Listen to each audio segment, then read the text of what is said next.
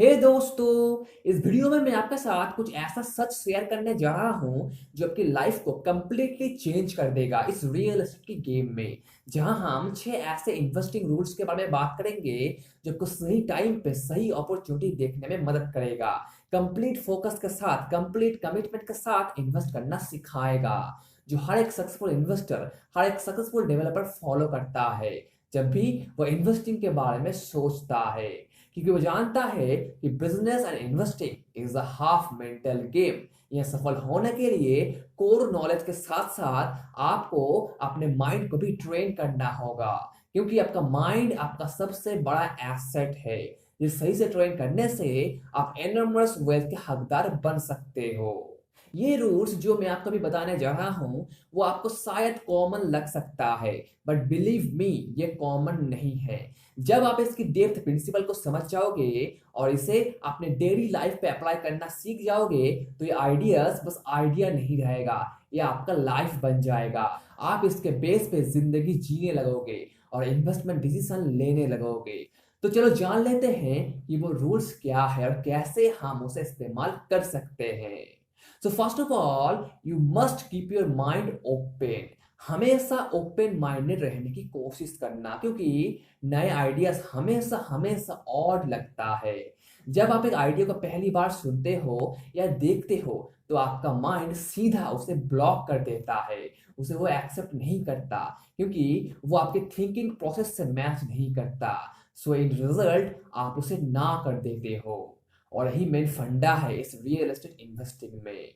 बस एक बार सोचो, अगर राइट ब्रदर्स ने ये मान लिया होता कि इंसान कभी भी आसमान पे उड़ नहीं सकता, तो क्या आज हमारे पास एयरप्लेन होता? या फिर अगर थॉमस एडिसन ने 1000 बार फेल होने के बाद ये मान लिया होता कि इलेक्ट्रिक बल्ब नहीं बनाया जा सकता, तो क्या आज हमारे पास वो लाइट होता या आप ये वीडियो देख पाते? नो, इसका कोई अस्तित्व ही नहीं होता। नए आइडियाज पहले पहले ऑड लगता है, पर धीरे धीरे वो सही लगने लगता है और फिर वो एक अपॉर्चुनिटी में बदल जाता है। रियल एस्टेट में भी ये सेम चीज होता है।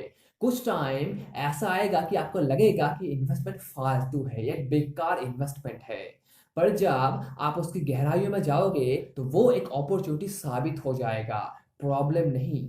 तब आपको लगेगा कि शायद ये सही है और मुझे यहाँ इन्वेस्ट करना चाहिए, शायद ये गोल्ड माइन साबित हो सकता है।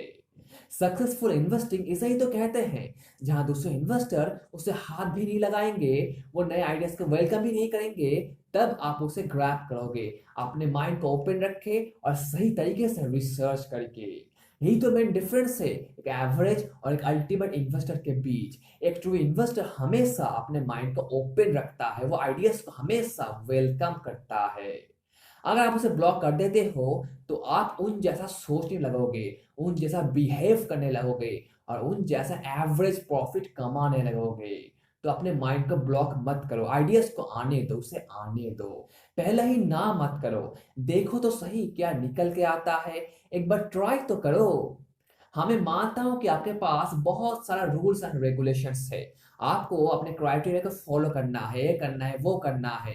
हमें जानता हूं, वो मैं जानता हूं, पर दोस्त कभी कभी आपको कुछ हट के करना पड़ता है, कभी कभी रूल्स को तोड़ना भी पड़ता है, तभी आप सही अपॉर्चुनिटी को ग्रैब कर पाते हो। नहीं तो वो रूल्स आपको रोक देता है, आपको सच दिखने से रोक देता है। पर ये डिपेंड करता है उस इन्वेस्टर के ऊपर कि वो कैसे सोचता है, कैसे वो एक अपॉर्चुनिटी को आइडेंटिफाई करता है।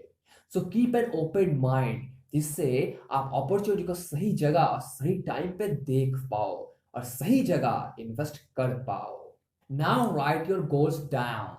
जैसा कहावत है, a goal that is not written is a goal that is never achieved. आप सोच भी नहीं सकते कि एक सिंगल पेपर आपके उस रास्ते को, उस विजन को कितना आसान बना सकता है। जब आपका गोल एक पेपर पे लिस्टेड होगा तो आप बिना डिस्ट्रक्शन के उसके ऊपर काम कर पाओगे और अपने प्रोग्रेस को भी ट्रैक कर पाओगे कि मैं अभी कहाँ हूँ और मुझे कहाँ पहुँचना है। बस यही नहीं, ये आपको ऑर्गेनाइज्ड, फोकस्ड एंड कमिटेड रहने में भी मदद करता है। पर हाँ, आपको उसमें घुसना नहीं है। ये आपको एक बड़ा काम ना लगे कि मुझे हर सुबह या सोने से पहले अपने गोल्स को लिखना है। नो, ये नेसेसरी नहीं है, पर किया तो बहुत अच्छा है, अगर नहीं किया तो कोई बात नहीं। आपको प्रेशर फील नहीं करना है, क्योंकि अगर आप प्रेशर फील करोगे तो 1 या 2 महीने बाद आप उस गोल को लिखना छोड़ दोगे और फिर अपने उसी सिचुएशन पे वापस आ जाओगे जहां पहले थे, जहां से आपने शुरू किया था। आपका दिमाग उसे बहुत पेनफुल काम मानेगा और उसे स्किप करने की कोशिश करेगा, क्योंकि हमारा दिमाग पेन और गेन पर डिपेंड करता है। वो हमेशा गेन चाहता है और पेन को हमेशा स्किप करने की कोशिश करता है। सो नो प्रेशर, ये बिल्कुल ऑटोमेटिक होगा, ये आपके लाइफ के साथ ही चलेगा। पर गोल्स को लिखना हमेशा फायदेमंद होता है अपने प्रोग्रेस को ट्रैक करने के लिए और हर सुबह सुपर मोटिवेटेड फील करने के लिए। क्योंकि जब आप सुबह उठ के अपने फर्स्ट गोल को पूरा कर लेते हो तो आप थोड़ा अप फील करते हैं, आप थोड़ा मोटिवेटेड फील करते हो और फिर दूसरे गोल को पूरा करने के पीछे लग जाते हो और फिर तीसरा, फिर चौथा, और ऐसा ही पूरा दिन बिता देते हो, पूरा फोकस रहते हो और मोटिवेटेड रहते हो, अपने गोल्स को वन बाय वन पूरा कर लेते हो। पर अगर आप अपने फर्स्ट गोल को पूरा नहीं कर पाते तो आपका पूरा दिन खराब जाता है और आप डिसअपॉइंटेड हो जाते हो और एट द एंड आप अपने आप को कोसते रहते हो कि क्यों आपने उस फर्स्ट गोल को पूरा नहीं किया। तो इसका फायदा भी है और नुकसान भी है, पर गोल सेटिंग कमाल कर सकता है अगर आप रियलिस्टिक रहो तो, और रियलिस्टिकली अपने गोल को सेट करो तो। जैसे आप हर दिन 5 काम कर सकते हो, पर अगर आपका गोल 10 है तो चांसेस बढ़ जाता है कि आप उस 10 गोल को पूरा नहीं कर पाओगे, आप डिसअपॉइंटेड हो जाओगे, क्योंकि आपकी कैपेसिटी कहता है कि आप 5 गोल को पूरा कर पाओगे। इसे कहते हैं रियलिस्टिक गोल सेट करना। जैसे ब्रायन ट्रेसी कहते हैं, think on paper, always think on paper, जिससे आप उस रोड को देख पाओ और सही मंजिल की तरफ आगे बढ़ पाओ। तो think on paper, think on paper. But बस गोल सेट करना ही काफी नहीं होगा, आपको उसके ऊपर पूरा कमिटेड रहना होगा, उसमें अपना 100% देना होगा। अब बस गोल सेट करके बैठा नहीं रह सकते, आपको उसको कमिटमेंट के साथ पूरा करना होगा। हर दिन आपका कुछ डेडिकेटेड टाइम लगता है, एनर्जी लगता है, आपका पैसा लगता है। आपके सामने बहुत सारे डिस्ट्रैक्शन आएगा, बहुत सारे दूसरे काम आएगा, पर अगर आप कमिटेड होगे अपने काम में तो आप उसे जरूर पूरा करोगे, सारे डिस्ट्रैक्शन के बावजूद भी। तो कमिट करो, आप जो भी काम कर रहे हो उसमें अपना 100% दो। ऐसा मेंटेलिटी बिल्डअप करो कि जब तक ये खत्म नहीं होता तब तक मैं इसे छोड़ूंगा नहीं। सोते जागते बस उसके बारे में सोचो, कमिट करो, 100% कमिट करो, उस लेवल को 100% पे पहुंचा, उससे कम बिल्कुल नहीं। फिर खुद को एक ट्रीट दो, क्योंकि अगर आप खुद को ट्रीट नहीं दोगे उस काम को करने के बाद तो वो आपकी एक हैबिट नहीं बनेगी। ट्रीट देने का मतलब आपने अपने गोल को पूरा कर लिया है, इसीलिए आप कुछ समय तक एंजॉय करोगे, चाहे आप एक मूवी देखो, पार्टीज में जाओ या कुछ भी करो जो आपको खुशी दे। पर याद रखना, आपको ट्रीट देना है, नहीं तो ये प्रिंसिपल काम नहीं करेगा, वो आपका हैबिट नहीं बनेगा, क्योंकि हैबिट क्यू, रूटीन और रिवॉर्ड से बनता है। जैसा चार्ल्स डुहिक कहते हैं, वो क्यू, रूटीन और रिवॉर्ड से ही बनता है। तो एक कमिटमेंट वाला दिमाग बिल्डअप करो, हर एक डील को वैसे ही एनालाइज करो जैसे आपकी लाइफ उस पर डिपेंड करता है। फिर मैं देखूंगा कि आपको सक्सेस कैसे नहीं मिलता। सो बी कमिटेड दोस्तों, बी 100% कमिटेड और be average, and obviously don't listen to naysayers. अगर आपको एक अच्छा डील मिल जाता है और आप दूसरे लोग उसके बारे में बताते हो तो मैक्सिमम लोग आपको डीमोटिवेट कर देंगे, वो आपको सारे नेगेटिव बात बताएंगे कि वो डील अच्छा नहीं है, मार्केट सही नहीं जाएगा, तुम अपना पैसा खो दोगे, वगैरह वगैरह। आपको उनकी बात नहीं सुनना है, उन्हें इन्फ्लुएंस नहीं करने देना है। हाँ, वो आपका भला चाहते हैं, बट वो आपको वही एडवाइस देंगे जो उनके हिसाब से सही है, जो वो विश्वास करता है। जैसे इन्वेस्टिंग रिस्की है, यहाँ पैसा खो दोगे। सो उन्हें सुनना नहीं है, उनके बातों पे इन्फ्लुएंस नहीं होना है, पर उनके बातों को वेरीफाई जरूर करना है। जैसे मैंने पहले ही कहा था, आपको ओपन माइंडेड रहना है हर टाइम। अगर आपको उनके थॉट सही लगता है तो आप उसे वेरीफाई करो, नंबर्स के हिसाब से, इमोशनल होके नहीं। तभी आपको सही डेटा मिलेगा और आप ये जान पाओगे कि वो कितना सही है, वो कितना एक्यूरेट है। इसीलिए ये बेटर होता है कि आप उन्हें कुछ बोलो ही नहीं, नेगेटिविटी को अलाउ ही मत करो, तो बाकी की प्रॉब्लम्स आएगा ही नहीं। पॉजिटिव रहो और सही से इन्वेस्ट करो। नेसेयर्स को बाय बाय कह दो, उन्हें अपने इन्वेस्टमेंट में, अपने लाइफ में आने मत दो। And don't be afraid to fail. Fail होने से घबराना नहीं, क्योंकि जो बंदा कभी फेल नहीं होता वो कभी कुछ नया सीखता नहीं, वो सफल भी नहीं होता। फेलियर एंड सक्सेस एक दूसरे से लिंक्ड है। हम इंसान गलती करते हैं और फिर उसे सुधारते भी हैं। और अब जितने भी सक्सेसफुल इन्वेस्टर देख रहे हो वो सारे एक बड़े फेलियर थे, पर उन्होंने कभी भी फेल होने से घबराया नहीं।